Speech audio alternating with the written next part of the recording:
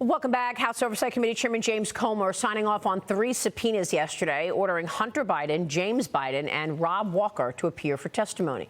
The New York Post out with this cover today. Hunter becomes the hunted. House subpoenas say President's son must testify. Joining me right now is former acting U.S. Attorney General Matt Whitaker. Matt, thanks very much for being here. From your experience, how long would you expect this to take to get them under oath, and what is your assessment of all of this? Yeah, well, this is obviously a good next step. They've collected all the documents. Now they can interview the witnesses. And I think, Mr. Walker is probably the most important person with evidence because a lot of the money flowed through him. But, there are so many unanswered questions. And as you were talking in the earlier segment, it just occurred to me that, the Biden White House now has a year before next year's general election. And they are going to try to run out the clock and delay and obfuscate because they could provide all this information. They could answer all of these questions without all the, hoop jumping and hurdles that they've put in the way. And so these subpoenas are important. But we also know that the Department of Justice is not going to enforce these subpoenas. And so if one of these witnesses, let's say Hunter, decides not to show up, I don't think that the Department of Justice will enforce it like they did with such great enthusiasm against people like Steve Bannon. So that's the thing that I'm watching most importantly. Well, that's a really good point. I mean, could the DOJ just come out and say, well, we're not going to enforce this right now, and then just let it run, the clock run? Is that the whole strategy? They've had. Yeah, that's what it seems to me. Could be a strategy, but the Department of Justice has been all over the board in enforcing these subpoenas, and so and there's examples on both sides. But it always seems like the perfect storm for Republicans when they're in power is a Democrat Attorney General appointed by a Democrat president, and that's exactly what you have here. I just don't see Merrick Garland wanting to help Congress investigate his boss. Yeah. Meanwhile, look at what they're doing to Donald Trump. In the meantime, the Minnesota Supreme Court dismissing a petition to take former President Trump off of the ballot in 2024. That's what they were doing in Colorado. Trump posted this on Truth Social. Ridiculous 14th Amendment lawsuit just thrown out by Minnesota Supreme Court without merit, unconstitutional. Congratulations to all who fought this hoax.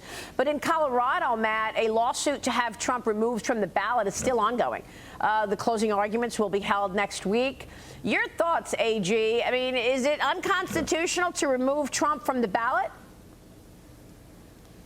Yeah, this is a specious legal argument, and these courts are going to reject it. I mean, if you read the 4-page Minnesota Supreme Court opinion, they kind of punt the issue. They say that parties can nominate whoever they want, and essentially that the issue isn't ripe. In Colorado, we're going to have the closing arguments in that trial.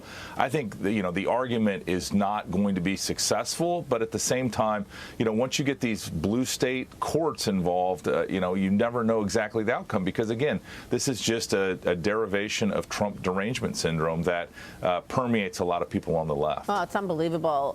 Meanwhile, you've got the former First Lady and former Secretary of State Hillary Clinton saying that the wreckage from another Trump presidency would be almost unimaginable. She likened the former president who beat her in 2016 to Hitler. No comments whatsoever from Hillary Clinton about the lies that her campaign came up with about Russia collusion, though. Right. Yeah, well, you put Hillary Clinton on The View, and I mean, it is a complete perfect storm of nonsense. But, what I saw is serving for 2 years in the Trump administration is we got a lot of good things done for the American people. The economy is booming. We were able to actually advance some of the most important things like energy independence in the United States. And so, Maria, I think quite the opposite. A Trump victory in 2024 would actually probably unleash American potential like we've never seen before. Yeah, and in fact, on your watch, border apprehensions were at a 40-year low. No. And now they're at a 20-year high. We've got new video to show this morning of armed cartel members patrolling the southern border near the middle of the Rio Grande. Look at this. The same area where a Border Patrol vehicle was shot at earlier this year.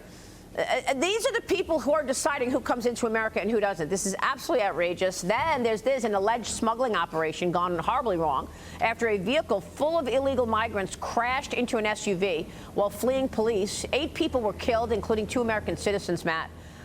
We don't hear this from Joe Biden and Alejandro Mayorkas, but we've got this from our border sources.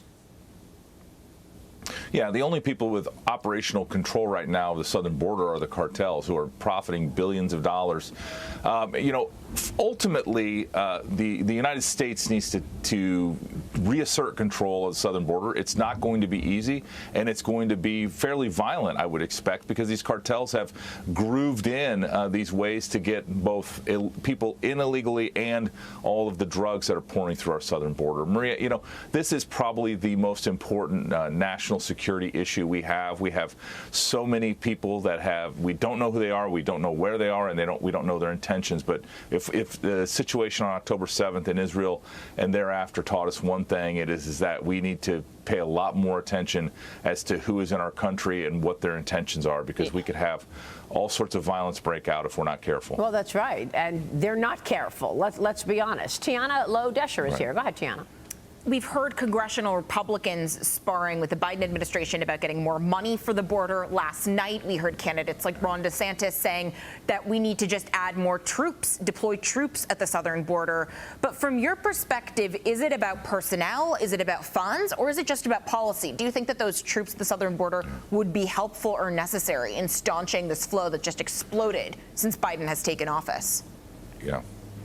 Yeah, that's a great question. I think we're going to have to take an all of the above approach, but what's really broken right now is the asylum process. As the Attorney General, I ran the immigration courts, and what I saw was, so many bogus asylum claims that would never be granted.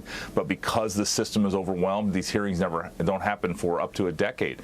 And so without an asylum system that works, without a judgment of these bogus claims before they ever get into the court system, the system is overwhelmed. And so these people are allowed to remain in our country and are allowed to ultimately work in this country. And so the incentive to come and file a bogus asylum claim is very high. And this is the policy that we had fixed with both the Remain in Mexico and so many other policies that the Biden administration ripped up, tore up, and otherwise, really ruined the border with their failed policies. Yeah, they did reverse all of Trump's policies for sure. Matt, thank you. Good to talk with you this morning. Matt Whitaker joining us this morning. Good to see you all.